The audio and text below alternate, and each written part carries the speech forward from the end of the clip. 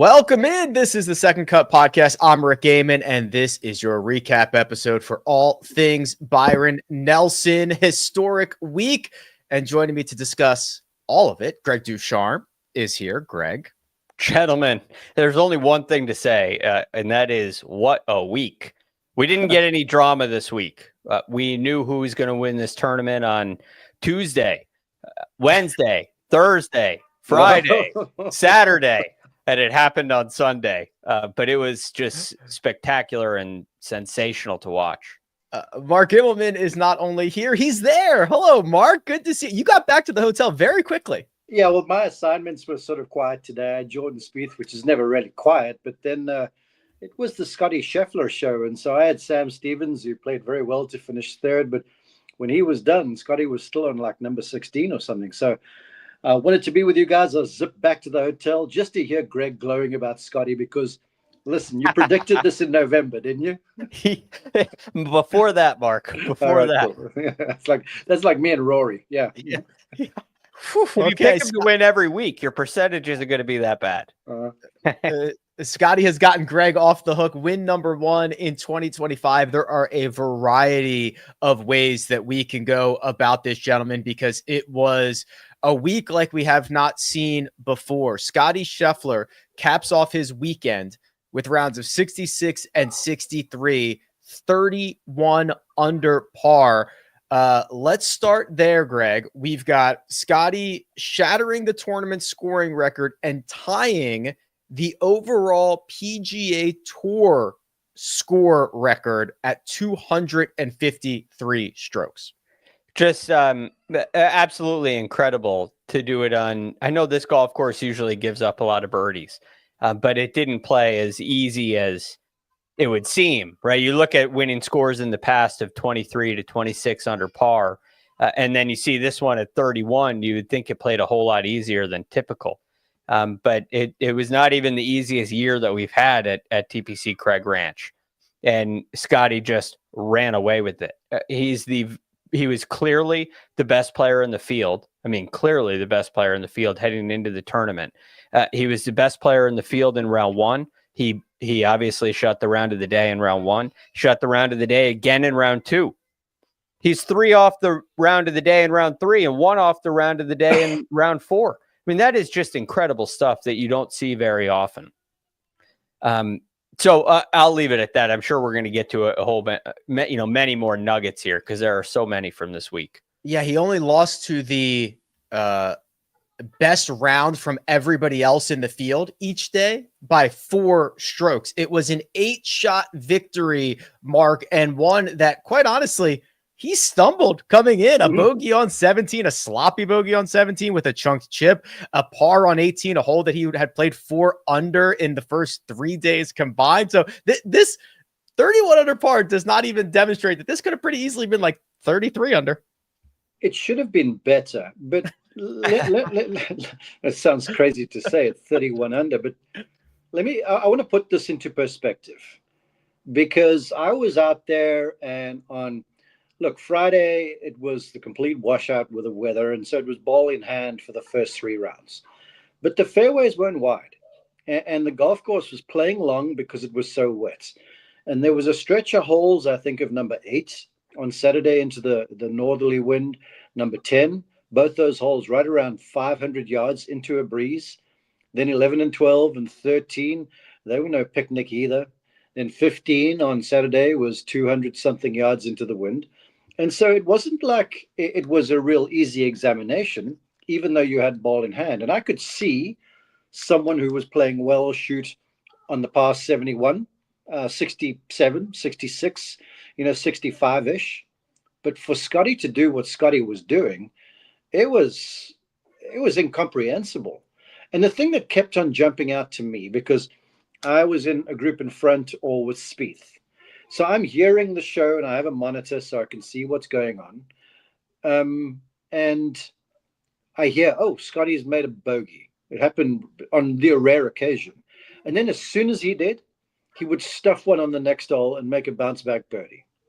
And then like Saturday, right, he's got the big lead there and the hole to get to on 15 on this plateau, you had to hit a sensational shot. he stuffs a 5-iron in there to about 5 feet and makes it. It was just like the guy was relentless, and he just kept coming. And I can see how you would perhaps lose a little intensity coming down the stretch with a big lead, but still, I mean, it was a virtuoso performance, and I'm somewhat saddened, honestly, that he didn't break the all-time scoring record, because it was a historic performance that should have got the acknowledgement that it did, because he just played so well. Yeah, he kind of deserved it. The first bogey he made today on Sunday, he then not only bounced back with 1 birdie immediately after, he made 4 in a row right after that bogey on number 3. I live in the strokes gained world, Greg. 23.7 was the total for Scottie Scheffler this week. Since 2000, there have only been 5 totals better than that on the PGA Tour. Tiger at the 2000 US Open, Stenson and Phil at the 2016 Open Championship, Phil at the 2006 Bell South, and Mark Calcavecchia did it in Phoenix in 2001. He picked up 25.8. So this is the 6th best strokes gained total in any event since 2000. And for Scottie Scheffler, it's the best of his career by 5. Yep. This is a guy who had 13 PGA Tour wins coming in, right? He's a 2-time Masters champion. He's been world number 1 for 3 years. And he just outperformed himself by a lot. So that was extremely impressive. And he did it every way. I mean, I was looking through his career off the tee. This is the 11th best driving performance of his career, strokes gained wise. The 2nd best approach play performance of his career. The 3rd best putting performance of his career. 3rd best tee to green performance of his career, with a couple of hiccups down the stretch, if you will. I mean, this was well-rounded in every way. I couldn't be more impressed with what he did with his iron play. His iron play was very good coming in, but not Scotty-like. And all of a sudden, this is Scotty-like. He hit this week in 72 holes, 18 approach shots inside of 10 feet. That's a whole round, an entire round of golf. He's inside of 10 feet. 27 holes. He's inside of 15 feet with approach shots. Now, some of those include par 5s, but many of his approach shots are from 260 yards on par 5s that aren't counting, aren't registering in that statistic. So the number of, I want to go through and count the number of birdie putts that he had inside of 10 feet was just, it was exhausting for the rest of the field. You don't have the fingers and toes to be able to count that one, Greg. No, it was a lot. I don't know if all 4 of us do.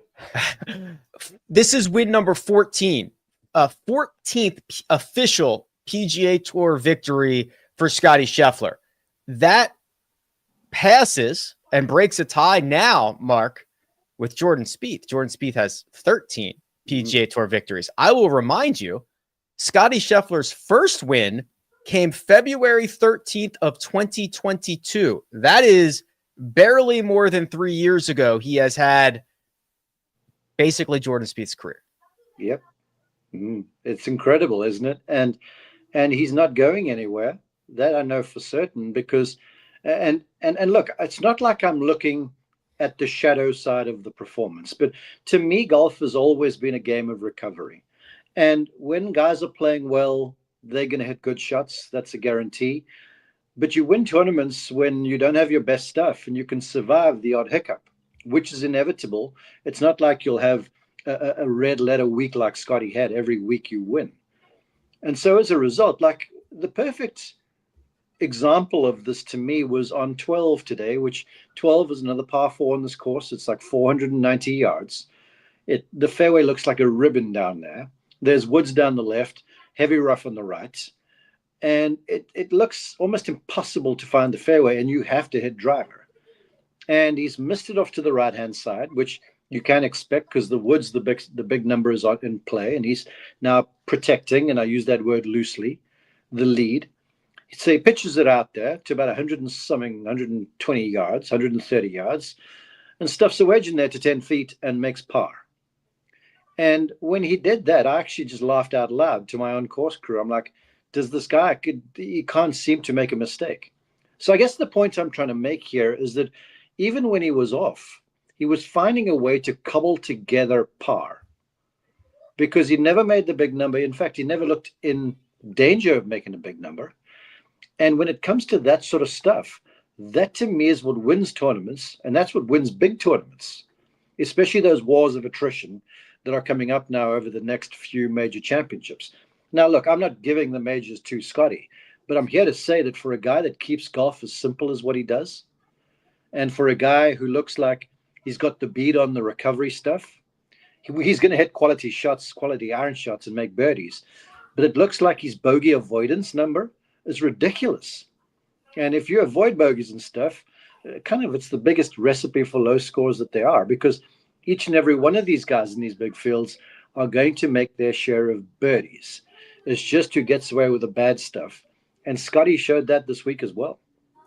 First win of 2025, first career win in the month of May. Greg, I think it is worth this exercise because we talk a lot about the number of wins that Scotty has. The caliber of those wins is incredible. This is the worst win he's had. So I'm just going to rattle them off in order here. Think about these victories for Scotty Scheffler. There are no cheapos in here. Phoenix, API, match play. Then he wins the Masters, Phoenix again. He then rattles off the Players Championship, the Arnold Palmer, the Players again, the Masters again, the RBC Heritage, the Memorial, the Travelers, that was a signature event, wins the Tour Championship. This is by far the worst one. How incredible is that resume? It is incredible. And there's a couple of things on this. Oh, real quick. Richard Hunt asked in the question, is this the best shots gained tournament of the scores that tied the PGA Tour record? The answer to that is yes. I just looked that up. Ludwig was 18.9 total at the RSM, and Justin Thomas was 20.24. Scotty 23. So that's a yes. Smashed it. Now on to the caliber of wins. This is something I've long believed. Just because a golf course is easy doesn't mean that it's an easy tournament to win. And so in a way, this one is equally as impressive as those. I mean, maybe it's not as impressive as a Masters or something like that. But when you get into these kind of golf courses, the skill set that Scotty Scheffler possesses is it could be muted at times, right? His completeness is something that wins at Augusta National. It's something that wins at the Masters. But the lack of completeness for the other players is really put on display. And so the delta gets wider and wider and wider. At a golf course like this, that's not necessarily the case. So he really had to be at his best for the entire week in order to outperform all these players who, I mean, look what Eric Vonroyan did. This is an incredible performance.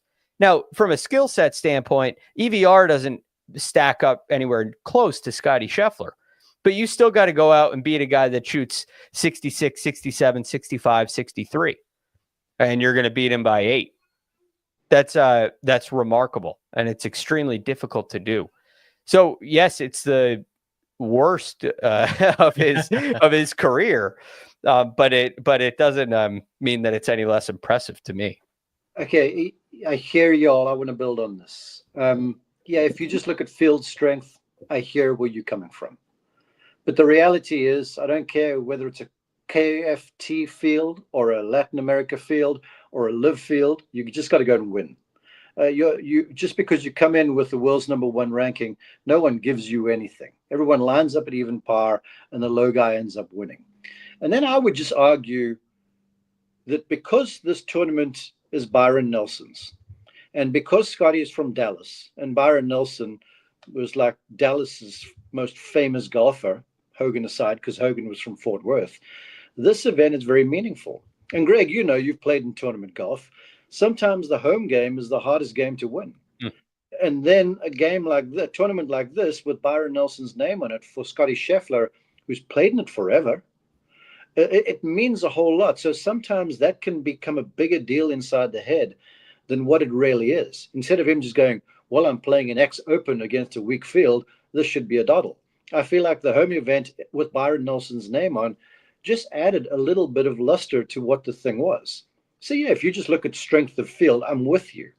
But in terms of the achievement and the way he went about it, and now it's like he stated his intentions from like the word go. He dropped the hammer on this place on Friday, and that was basically that. And then he didn't overthink it. He just came and kept doing the thing. And it was a masterclass, mental and physical. And so, yes, on the resume, people are going to go, okay, whatever. But this was a big deal for Scottie Scheffler, because if it wasn't, he would have taken the week off. Yes, there's a signature event next week. Just saying. The magnitude of this event for Scottie had him choked up after the round. Yeah. So big one for him. If you're watching on YouTube, we are potting through right now. That is us not taking commercials and thanking our patrons on Patreon to kind of get us off the ground here. So much appreciated there. The link's in the description if you want to get involved.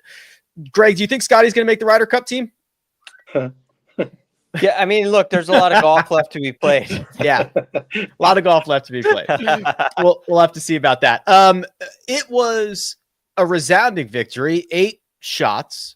However, the man who finishes second on the podium, Mark, we'll take it right to you, fellow countryman, Erik van Rooyen, who did not back down in the eyes of the number one player in the world.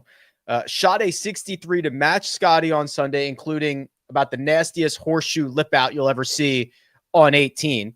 I will even point out the fact that EVR went 65-63, beating Scottie Scheffler on the weekend. What did he show you this week? Well, he showed me just a lot of, I nearly said balls. He showed me a lot of moxie. Well, you did say it. Well, yeah, happenstance. Forgive me, folks. But that's the reality. He just showed a lot of bravado, because it's so easy to get swept up in the euphoria of it all. And, I think of the Tiger era when you teed it up on the same tee as Woods, where Woods had this aura and he has essentially one up on you. Now, Scottie doesn't give off Woods vibes. But the vibes Scottie gives off is that he's just dominant, and he's going to henpeck you to death. And if you don't bring your best stuff, he's going to make you look somewhat silly. And to Erik to show up in the final group today against a seriously partisan crowd. I mean, all of Dallas showed up and all of them were pulling for Scottie, Jordan for a little while. Erik showed a lot of guts, and I'm so proud of him. And perhaps the signature moment was there on the par 5 9th after Scottie has hit an incredible long iron from a fairway bunker onto the green. And he buries the, 30-footer or whatever it was for eagle. And the crowd goes berserk. And EVR steps up and they just absolutely center cuts one from about 10, 12 feet for eagle, not to top him, but just to go, I'm not going away. And I feel like the second place finish is going to do a lot just for the dollars and cents and the points of it for the season. But he's got to be coming out of this feeling like $1 million, because he can essentially go, because they do it in Vegas, you can bet the tournament without Scottie in the field, Yeah. Erik can go, I beat the field here. I kind of won if Scottie wasn't here. And so there's a lot to be taken from this, and I'm so proud of him, and I can't wait to catch up with him, because what he was doing was very cool. Started the day 8 back, shot a 63, finished 8 back. He turned in 30, Greg, which included an eagle on 9. Wasn't his only eagle of the day. Made that made it 2 on number 14. This moves him from 130th in the FedEx Cup standings to 53rd. So getting an opportunity for points and money and confidence and everything else that comes along with going 23 under par at TPC Craig Ranch and finishing solo second. Yes, very important in the FedEx Cup, especially with only 100 cards left this year. He has not played his best golf this year. More missed cuts than made cuts before this week. Only one top 10 finish at the Cognizant. He's shot 4 rounds over 77 this year. He's clearly had his struggles, and he came out this weekend and played near flawless. You're 8 back going into the final round. You go shoot 30 on the front 9. and you don't gain a single shot. Stupid. You don't get a single shot. I mean, if it was anybody else, he could have gained 6 shots, right? If this was let's just say Sam Stevens in the final, if Sam Stevens had an 8-shot lead, and I just say that because he finished right there as well. But if it was a normal PGA Tour player with an 8-shot lead on that front 9, he might have made up 6 shots, and that changes the entire tournament. But Scotty shoots 32. No, I mean 30 as well.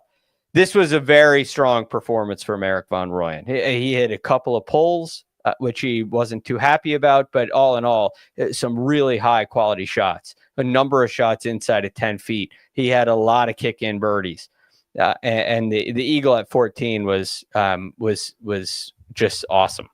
He made a great putt there, hit a great tee shot, made a great putt.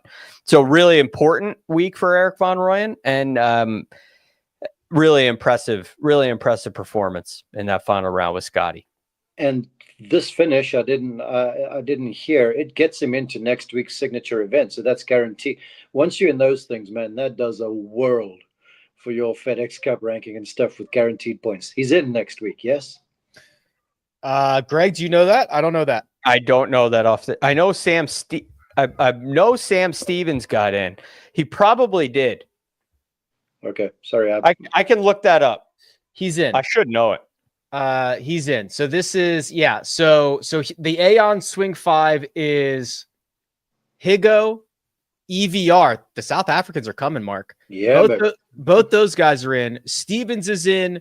Michael Thorbjornsen is in. Rasmus Højgaard is in. I'm looking at the projected Aon Swing 5. And Rasmus overtook his brother this week. Take that, bro. Yeah, come on, bro. And then I'm looking at just the I just want to see if there's anything from the next 10 that changed, but doesn't appear to be. So that should be the Swing 5 for the Truist, which is a signature event next week. Speaking of Sam Stevens, a 7 under 64 on Sunday for Sam. He finishes in solo third at 20 under par, 11 shots behind Scotty Scheffler. Mark, I'm looking through some of his results this year. He got off to a pretty good start in 2025, had a runner-up finish at Torrey, finished T17 at Pebble Beach. Things have been a little rocky since then, but his game has been getting better. And then this, similar to EVR, I mean, this goes a long way here. And he plays with a lot of swagger. I was there in the final round at Torrey where, let's not forget, par 5, 18, he's trying to post, and he's got 7-iron into the par 5 off a downhill lie for his second. And stands one up against the wind, lands on ground, but comes back in the water, makes par in the end. And it turns out he doesn't win because Dietrich overtakes him. So he held up there. And like I said, I spent the last 5 holes or so with him today. And he didn't hit it the best, but he just keeps coming. And he just seems to me like he's so cool with it. Never looks flustered with the pressure or with the moment. And that to me is the biggest thing, because you can hit thousands and thousands of balls and have your swing all dialed and ironed out. But when the pressure gets ratcheted up, it's a different animal. And it looks to me like he's up for it. And remember, he was in the final group Saturday alongside Scotty as well, and hung around for a long, long time. Had a late stumble. So I'm impressed. I mean, Sam Stevens has turned my head, and a guy who was just a name on the tour to me, with respect. When I followed him at Torrey, I started paying attention, and once again, he impressed me today. So yeah, the future's bright for this youngster, because he can go. He's long, and he's got some presence of mind, and he believes in what he does. Maybe he hides it well, Greg, but I agree with Mark. He does look pretty cool. Does look pretty calm. Does not look like he is getting flustered. Moves from 45th to 30th in the FedEx Cup standing. So he's positioning himself very well as we are getting into the throngs of May. Go ahead, Mark. Yeah, sorry, I just got excited there for a second. I guess the best way to describe the presence of mind was an interaction he and his caddy had on the last hole, the par 5. Now, look, he's playing to try and basically solidify third, maybe challenge second. And he hits a tee shot down the left on 18, and he's missed the fairway by 5 or 6 feet. And the rough this week was difficult.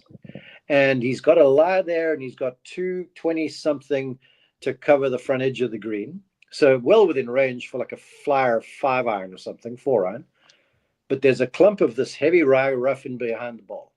And his caddy kept giving him numbers and saying, look, it's only so much to cover the water and only this to get to the bunker.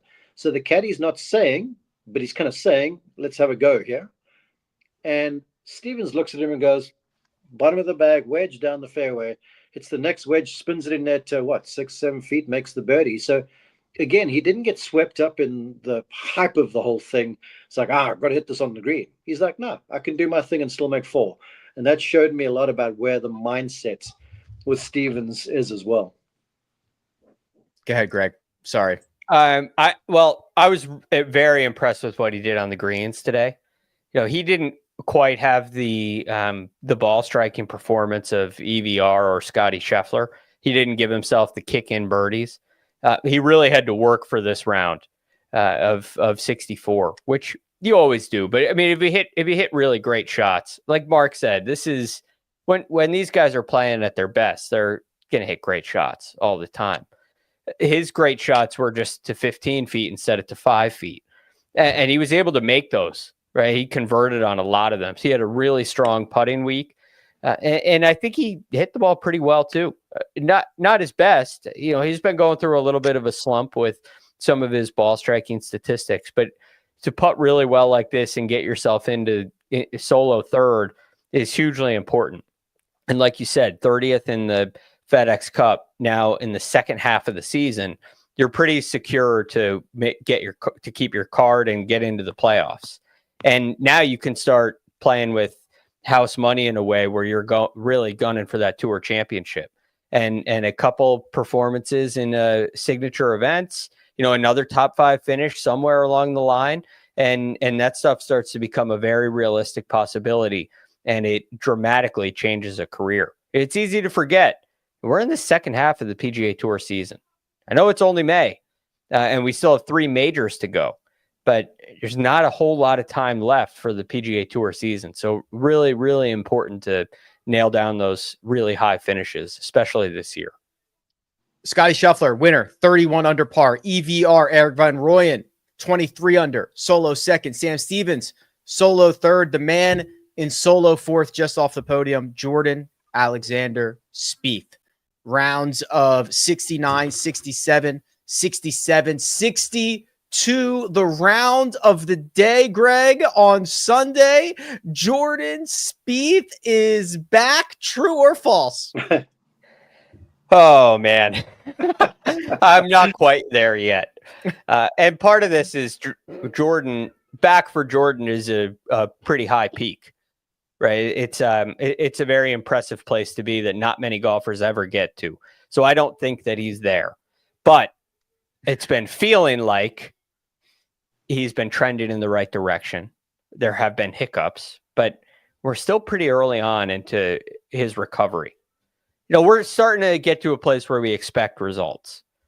And he gave us some results this week. Well, I thought there were a couple really impressive things. One, he made the cut, and I know he ends up finishing 4th, but he was really close to missing the cut. He was even par through 21 holes of this tournament, and the cut ends up being 5 under. He gets it to 6 under, which was, I thought that performance on Friday was huge, extremely impressive, and allowed for something like this. So I don't want to undersell that. But then 67, 62 on the weekend, and all of a sudden, the storylines for the PGA Championship just continue to build and build and build. Very, very impressive from Jordan. Out in 31. That's 5 birdies on the front, 4 more on the back. Blemish free around TPC Craig Ranch. Mark, here are his last 5 results. A T28 at the Valspar, a T12 at the Texas Open, 14th at the Masters, 18th at the RBC Heritage, 4th now by himself at the Byron Nelson. That's pretty good. Yeah, I think he's back. I do. Look, the guy in 2015 was biblical. I'm a firm believer in seasons. I know I've opined this to you boys before, but what he did in 2015 is like a lifetime achievement with multiple major championships and all those wins that he pulled off in 1 year. A select number of golfers are going to do that in their lifetime. And when I say select, I think of Woods and company, that sort of a thing. So for Jordan, I like where it's going. The golf swing to me looks good. He's ever Jordan on the golf course. On 18 there, you can see once it's so bad. I mean, this guy, you can see in his eyes and everything how he is scratching and clawing for every golf shot out there. And 18, he tries to hit one hard down off the tee and he leaves it in the right rough. And he has a go with a fairway hybrid club. And the ball comes out, he hits it terribly, and it comes out knuckling. And he like cusses out loud, nearly the cameras didn't get it. And the thing nosedives in the bunker. And he looks over at me quickly and he goes, "That ball cover the water?" And I'm like, "Yeah, Jordan." And he goes, "I can't believe it. I hit it so bad." And now he's got a bunker shot from like a good 40 yards to a flag that's cut on top of a tier. And Ian Baker Finch goes, "Well, you can expect this one to run up the hill." I'm like, "Not Spieth." This guy plays very close to the ball with the wedge. And he flies one up onto the top plateau with some spin, 15 feet, makes it for birdie. So I'm like, yeah, he's back. This is what he does. Now, does that mean he's going to win the PGA? I don't think so. But does it mean that he's going to probably contend? I would like to think so, because he's driving the ball fine. The iron game is functional. Like I said on the Friday show, he just has to make some more putts, and that's what he did today. And because he made those putts today, he shot the score that he did. You cannot, if you're Jordan Spieth, dodge a bulky putter, because he's going to miss a few targets. And if he misses a few targets, you've got to recover. And part of recovering is not just this otherworldly wedge game. It's the making 4 and 5 footers on top of that stuff. And so that's where the magic lies. And I'm sure he'll go and work on that and iron that stuff out. I'm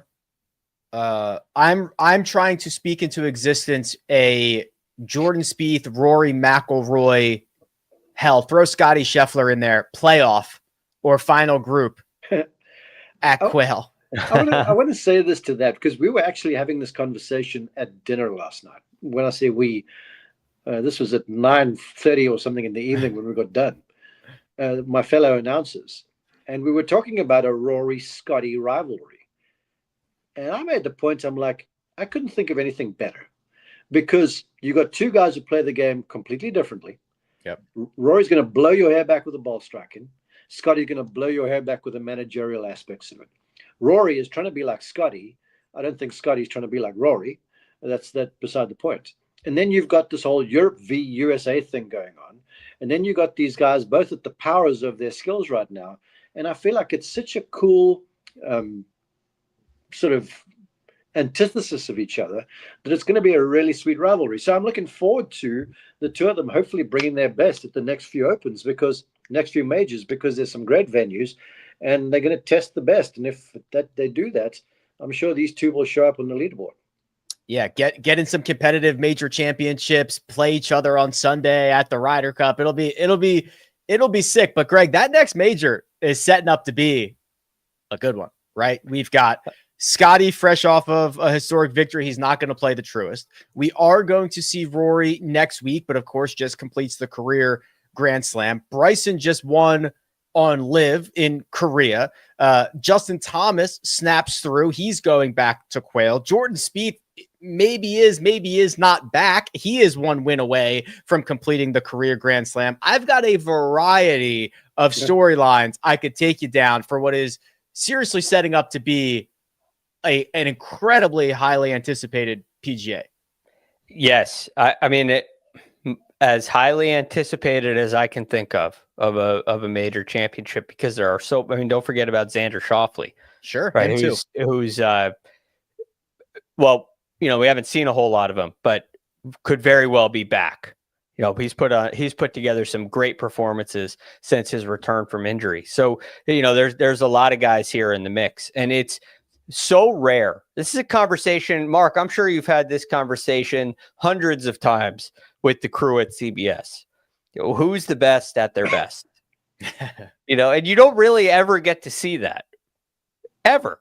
Who would you say? Who would you say is the best at their best? Well, I don't really know. I would think Rory. Yeah, Rory. That's because he can hit it so far off the tee and it's so majestic and beautiful to watch. But Scotty is never going to make a mistake, and this will be something we get into during our Quail Hollow preview. Right? Yeah, and quickly about Quail Hollow. Look, and then Oakmont, and then Port Rush. These are 3 big boy golf courses they're playing on. And Quail is this is big time golf there. And so it's going to identify the best. It always will. And so, I'm expecting all these guys to be showing up over there if they bring some form into it. But quickly, and I credit to that conversation, I credit Frank Nobilo with this observation. And he's a very astute guy.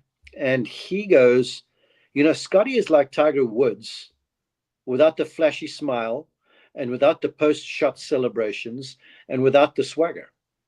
He goes, if Scotty had any of that, if he wore black slacks and a red shirt, he doesn't. He wears khaki and muted white tones. Yeah. Tiger hits a 6-iron out of the rough, and he's got clubs twirling and feet going, and he's doing the whole thing. And Scotty hits out of the rough, same thing, same place, without the celebrations.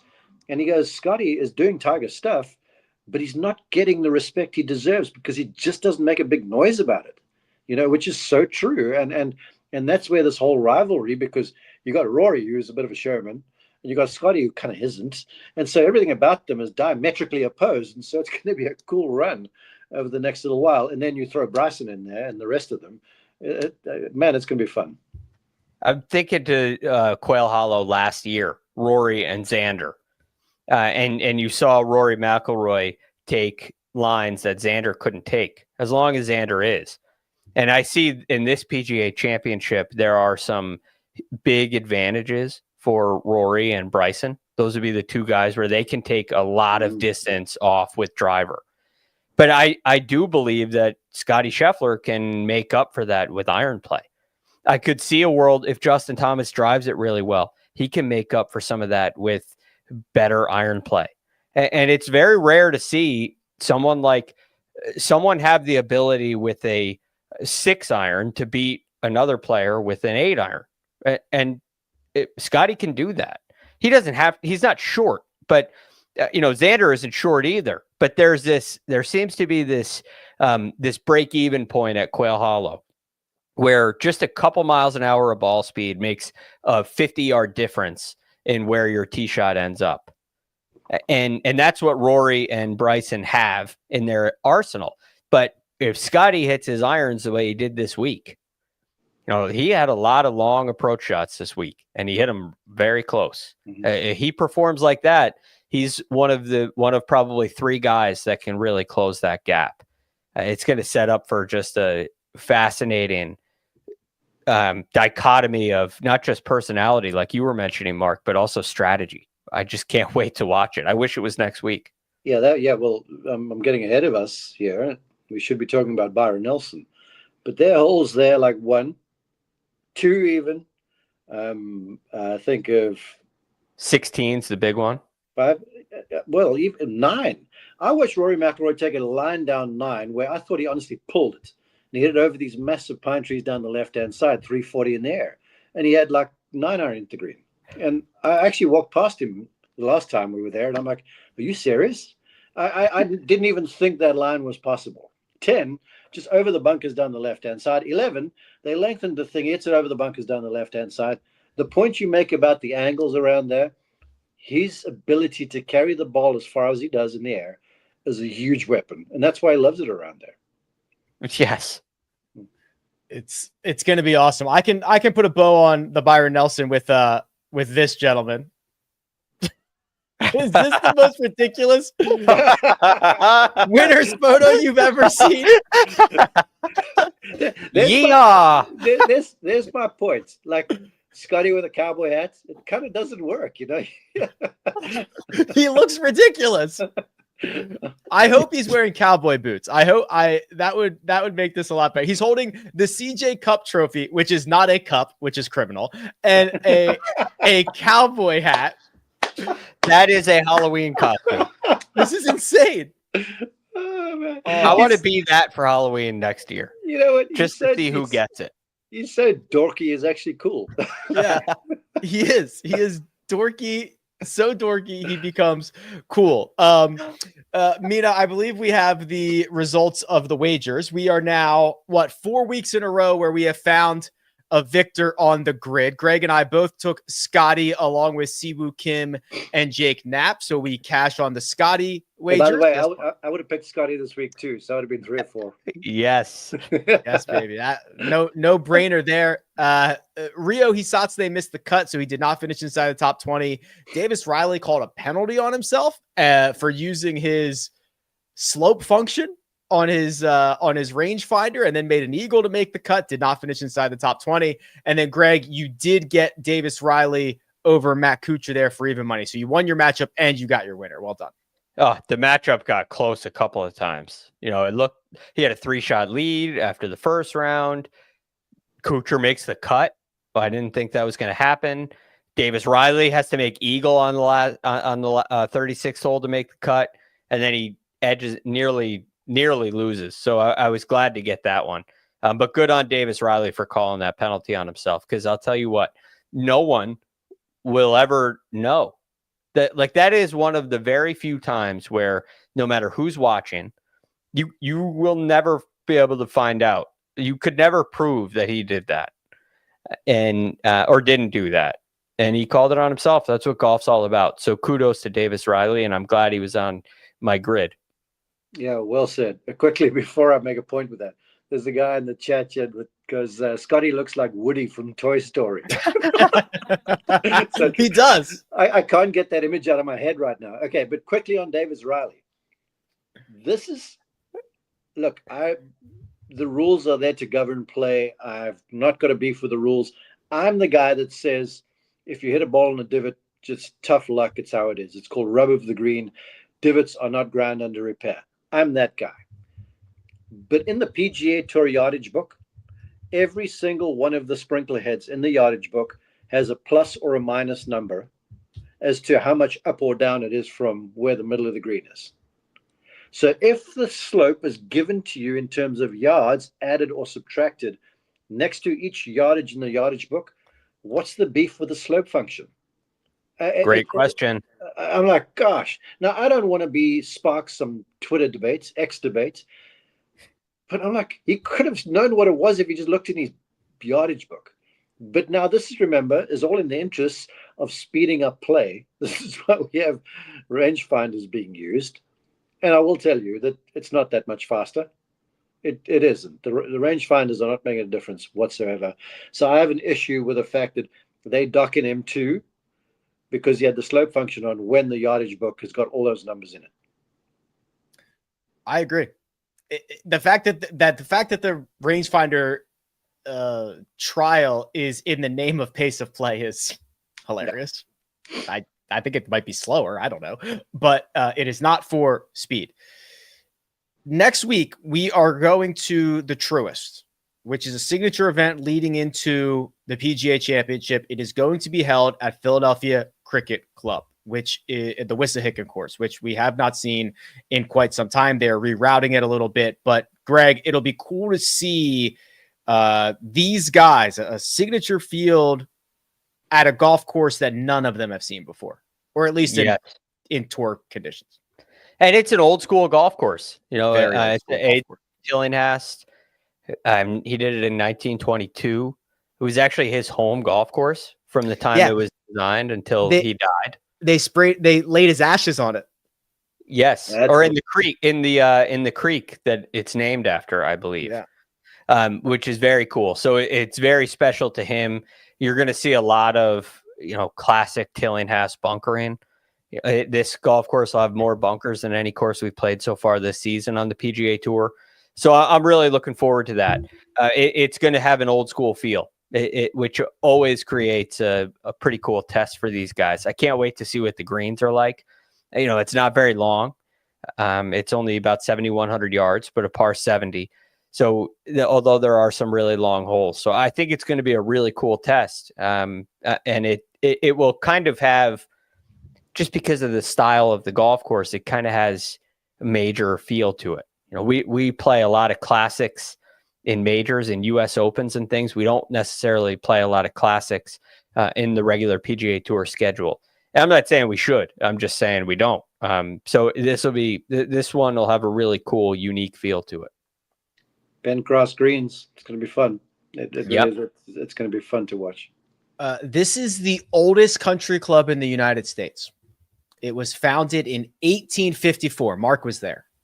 That was rude, man. I know that was an unnecessary drive-by. Yeah. I'm sorry for that. And I thought we were boys. We are. We mess with each other. Yeah, I see you. Did you play the first round with young Tom or old Tom? Hey, Rick, would you get a chair to sit on so we can see you? Okay, please. And Greg, whatever.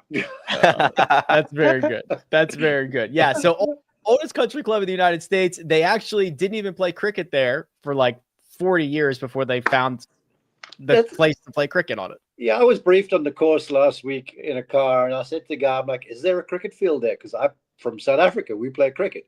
And he goes, I don't think so. I'm like, so why is it called the cricket club? And then he goes, well, I think it was the cricket club was moved elsewhere or whatever the case might be. But yeah, I can imagine if it's in the mid 1800s when I was just a little tot, you know, the cricket and golf was sort of the thing to do at your club. I was there. Yeah, I actually, when we went to Australia, we watched, I got a cricket ball back here. I would love if cricket was more popular in America. It is crazy to watch. I watch it on YouTube sometimes. It's fun. Cricket in Australia is like a religion. Gosh. Oh, it's nuts. Yeah. Uh-huh. It's crazy. Okay, will be a lot of fun. Also, just to be sure, they did construct pickleball courts there in 2019. So they're up on their latest sports. Maybe not cricket so much, but they're playing pickleball. Any final thoughts before I get us out of here on this Sunday night? Byron Nelson, Truist, PGA, anything you want. I got one thing for you, Rick. Okay. And it's for you. You are on PGA Tour Live this week. I am. Is this true? It is true. The rumors that you've heard that I have spread myself are true. Yeah. So I'm going to go to Ponte Vedra. I'll go Wednesday night.